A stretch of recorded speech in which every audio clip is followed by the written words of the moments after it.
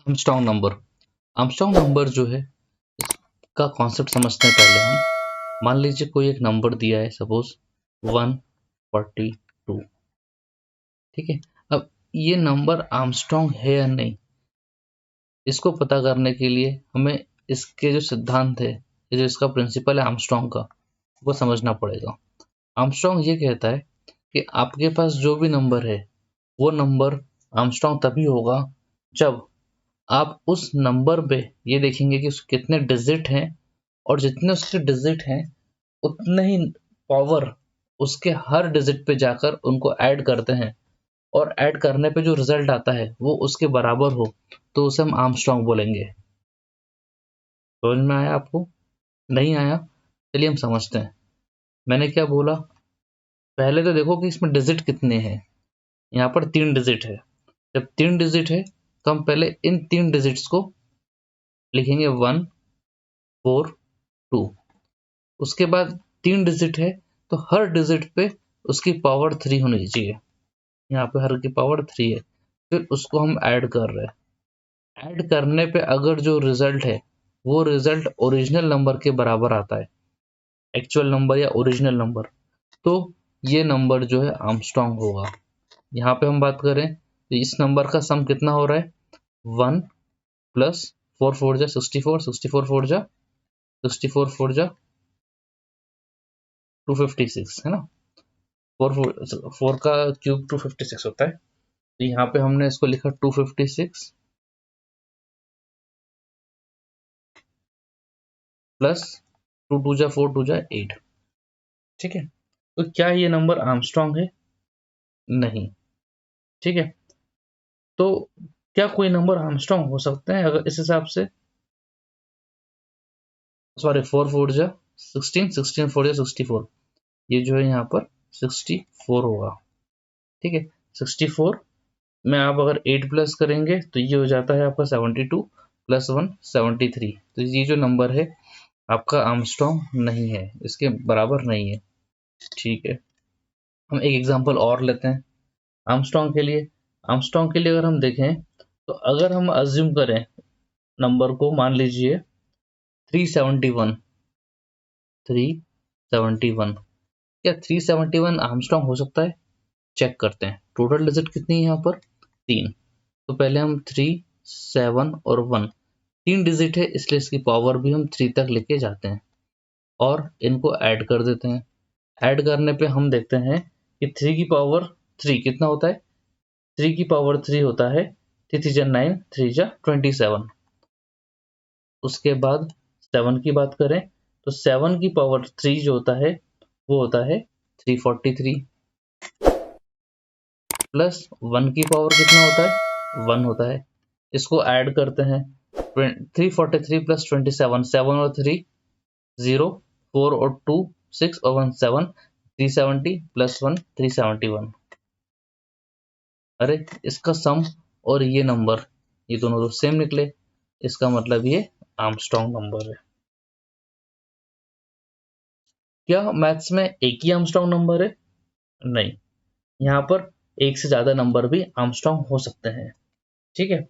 मान लीजिए आपके पास कोई नंबर है, सपोज 1634, ओके, 1634। अब हम 1634 को देखते हैं तो इसमें 1634 इस तरह से लिख दिया। हाईएस्ट पावर कितनी है इनकी? हाईएस्ट पावर है उतनी होगी जितने नंबर ऑफ डिजिट्स हैं। यहाँ पे डिजिट्स कितने? 4 हैं, तो सबकी पावर 4 हो जाएगी। 4 हो जाने के बाद इनमें देखते हैं हम 1, इनको ऐड करेंगे और 1 की पावर 4 1 होता है। 6 की पावर 4 क्या होता है? 6 की पावर 4 में 6 इंटू 6 इंटू 6 इंटू 6, जो कि होता है आपका 1296, 1296 प्लस 3 की पावर 4, 3 की पावर 4 कितना होता है? 3 इंटू 3 इंटू 3 इंटू 3, ये होता है आपका 81 प्लस 4 की पावर 4, 4 4 जा 16, 16 4 जा 64, 64 इंटू 4 कितना होता है? ये होता है आपका 256। अब इनको आप अगर ऐड करेंगे 256 plus 81 plus 1296 plus 1, this will become 1634। मतलब 4 डिजिट का नंबर भी एक आर्मस्ट्रॉन्ग नंबर बनने के लायक है। समझ में आया? इसके अलावा भी और भी कोई नंबर आर्मस्ट्रॉन्ग हो सकते हैं क्या? हो सकते हैं। अगर हम चेक करें तो इसमें अगर आपने ऑब्जर्व किया हो तो 153 भी आई थिंक एक आर्मस्ट्रॉन्ग नंबर है। 153 इसको ऑब्जर्व कर लेते हैं। 153 हाईएस्ट पावर 3 जाएगी क्योंकि यहाँ पे 3 वैल्यूज हैं। ठीक है, तो ये हाईएस्ट पावर 3 गई। अब उसके बाद हम चेक करते हैं कि इसमें 1 का क्यूब 1 होता है, 5 का क्यूब 125 प्लस 3 का क्यूब 27 27 प्लस 1 28 प्लस 5 2 3 बैलेंस 3 2 2 4 1 5 और 1 गैरी 153। ये नंबर भी आपका आर्मस्ट्रॉन्ग निकला। तो ऐसे ऐसे बहुत से नंबर हैं जो कि आर्मस्ट्रॉन्ग होते हैं। ठीक है, अब इसके अलावा कोई और नंबर आर्मस्ट्रॉन्ग हो सकता है क्या? बिल्कुल हो सकता है। क्या 1 आर्मस्ट्रॉन्ग है? 1 ऑब्वियसली आर्मस्ट्रॉन्ग है। क्यों? 1 की पावर डिजिट कितनी है? 1 है। ऐड कुछ करना है जरूरत नहीं है, तो बाय डिफॉल्ट 1। तो 1 is also an Armstrong number. I think यहाँ तक आपको कॉन्सेप्ट समझ में आया होगा। अब इसके बाद अब हम बात करते हैं कि इसका लॉजिक क्या होगा, इसको हम कैसे लिखेंगे। अगर हमें इस पे बेस प्रोग्राम बनाना पड़ा तो हम उसे कैसे बनाएंगे? सिंपल सा कॉन्सेप्ट है। जब आप इस पे बेस्ड लॉजिक लिखेंगे तो आपको चेक करना पड़ेगा कि इसमें वो नंबर्स कैसे एग्जीक्यूट हो रहे हैं। ठीक है, तो उसके लॉजिक को समझने के लिए पहले हम एक प्रोग्राम को समझते हैं। यहाँ पे उस प्रोग्राम को समझने के लिए हम क्या करेंगे, पहले उसकी वैल्यू को पुट करेंगे। ठीक है, जैसे एक हमने नंबर लिया, यहाँ पर कौन कौन से नंबर है हमारे पास? एक नंबर आता है हमारे पास 1463। ठीक है, अब इस नंबर पे जो है हम देखते हैं कि वैल्यूज कौन कौन सी हैं। तो सबसे पहले हम क्या करेंगे, इसको सॉल्व करने के लिए, तो यहाँ पे जब इसको सॉल्व करेंगे आर्मस्ट्रॉन्ग नंबर के लिए, तो सबसे पहले हम एक इनपुट लेंगे, स्कैन एफ इनपुट लेने के बाद इसमें हमने %d सपोज इनपुट लिया। ठीक है, ये इनपुट लिया हमने और यहाँ पे वैल्यू दे दी n की। n क्या हो गया? n हमारा एक नंबर हो गया जिसको कि हम चेक कर रहे हैं कि वो नंबर आर्मस्ट्रॉन्ग है या नहीं। उसके बाद जैसा कि हमने देखा है, यहाँ पर आर्मस्ट्रॉन्ग नंबर 1 भी हो सकता है और 1 से ज़्यादा कुछ भी डिजिट हो सकती है। नेगेटिव नंबर कभी आर्मस्ट्रॉन्ग होंगे या नहीं होंगे श्योर नहीं है।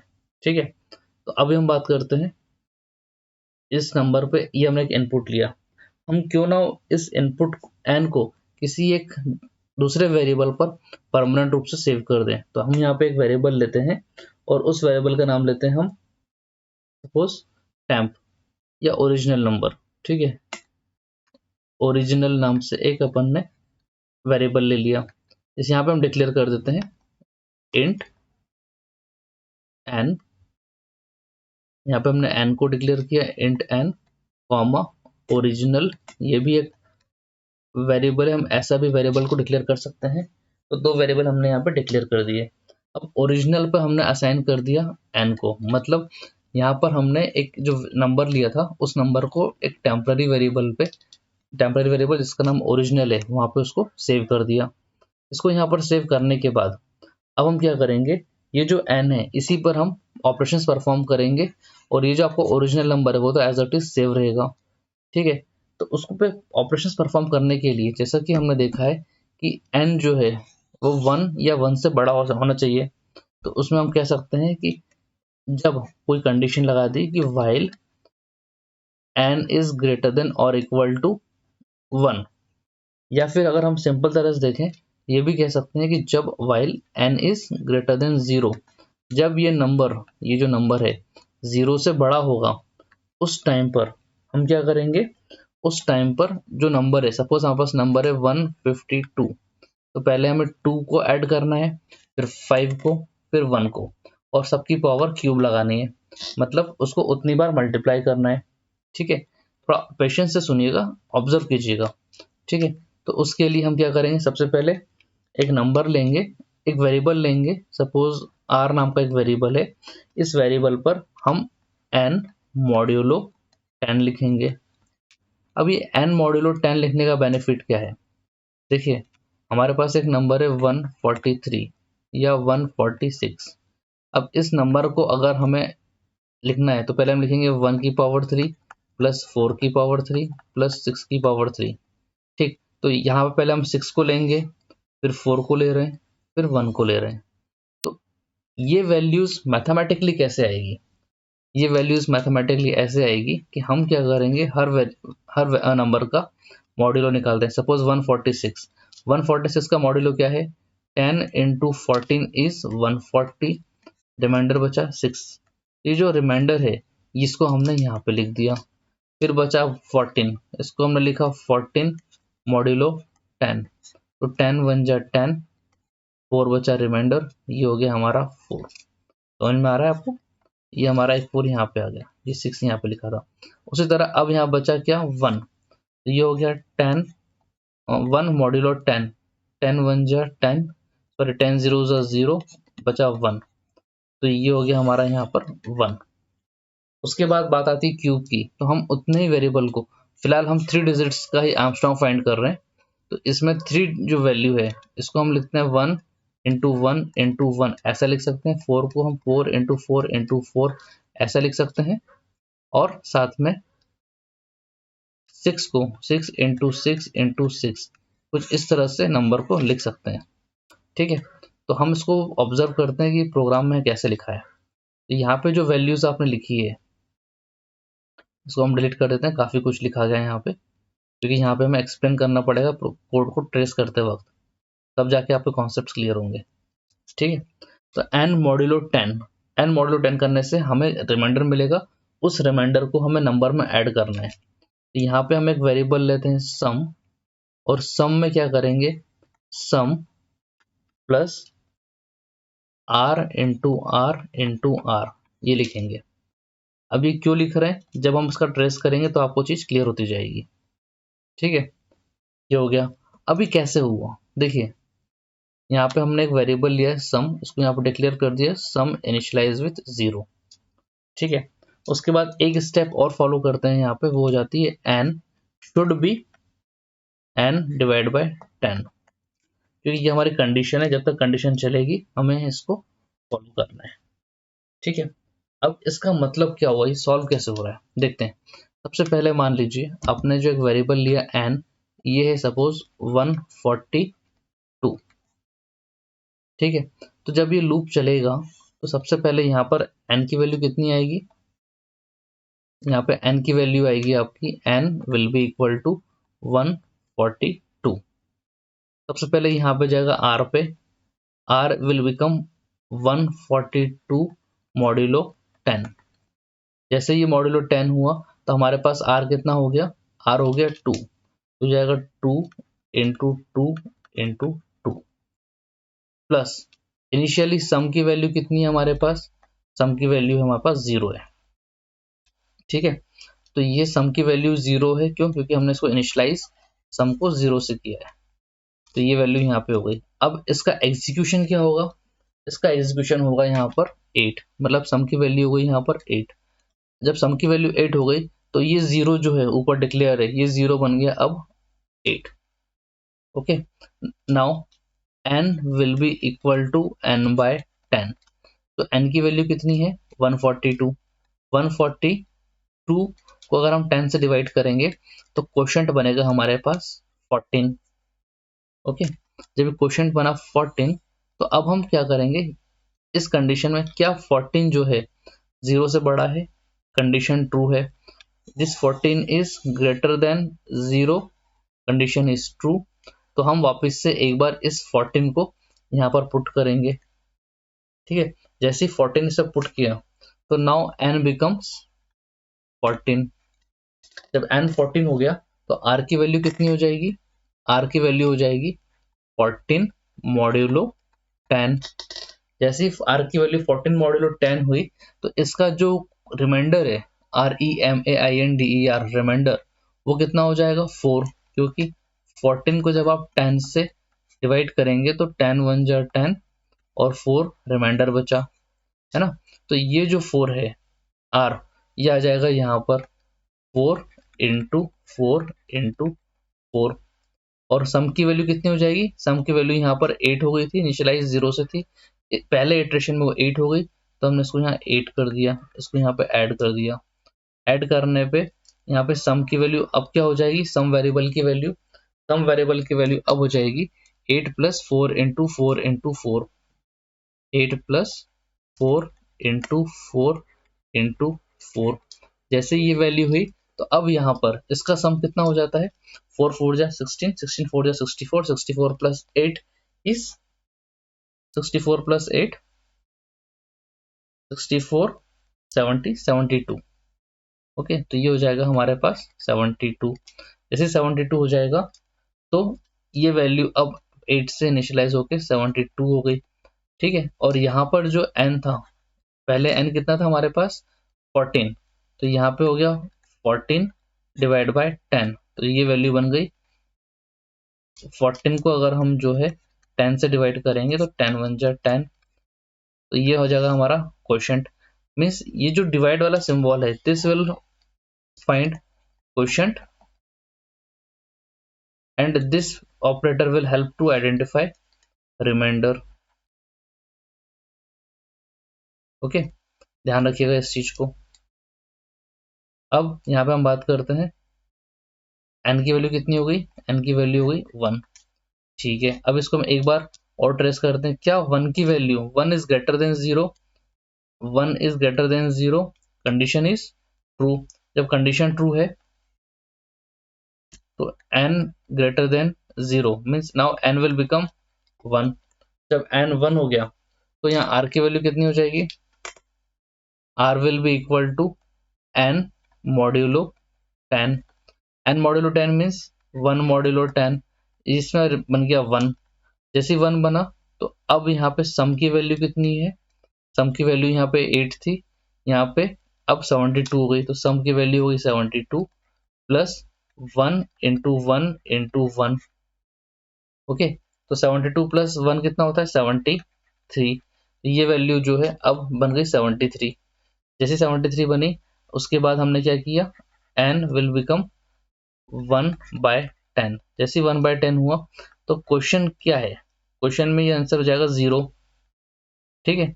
तो n will become 0 point something, जैसे 0.1 हुआ, 0.1 तो वापस से ये गया वाइल लूप पर, ये 0.1 will move to while loop. क्या 0.1 is greater than 0, condition is false. जब कंडीशन फॉल्स हो गई तो अब हम यहाँ पे आएंगे नेक्स्ट, उसमें यहाँ पे अब now condition become false, while condition जो है, while condition will fail, so it will jump to out of its loop. जैसे ये लूप के बाहर जंप करेगा तो यहाँ पे ये क्या करेगा, अपने जो नंबर है कौन सा, ये फाइनल सम का वैल्यू, जो आपका सम है ना, यहाँ पे सम की वैल्यू कितनी है 73, तो इस सम की वैल्यू को यहाँ पे चेक करेगा ओरिजिनल वैल्यू से, जहाँ पे हमने इस एन को पहले ही एक जगह स्टोर कर दिया था, क्योंकि यहाँ पे चेंजेस होने हैं इसलिए। तो उसमें if sum will be equal to original value,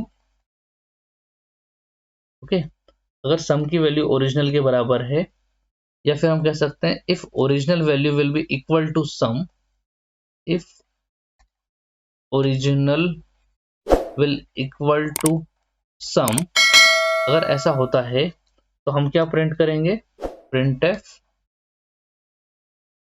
PRINT print f number is Armstrong number, ठीक है। आप इसको पूरा लिख लीजिएगा, मैं लिख देता हूँ फिर से, ARMSTRONG Armstrong number, okay.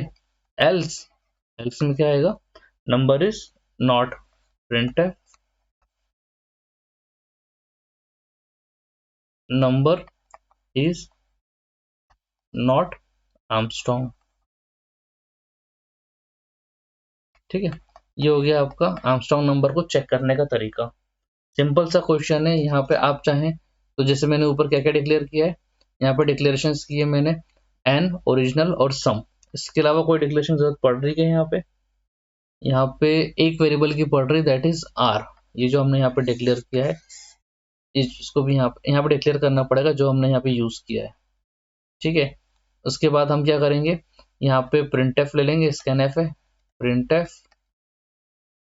Printf में क्या लिखेंगे, एंटर द नंबर, जो जिस नंबर को आपको आइडेंटिफाई करना है, एंटर द नंबर। आपने नंबर को एंटर किया। ठीक है, अब ये जो प्रोग्राम है इसके बाहर आप कुछ भी लिख दीजिए।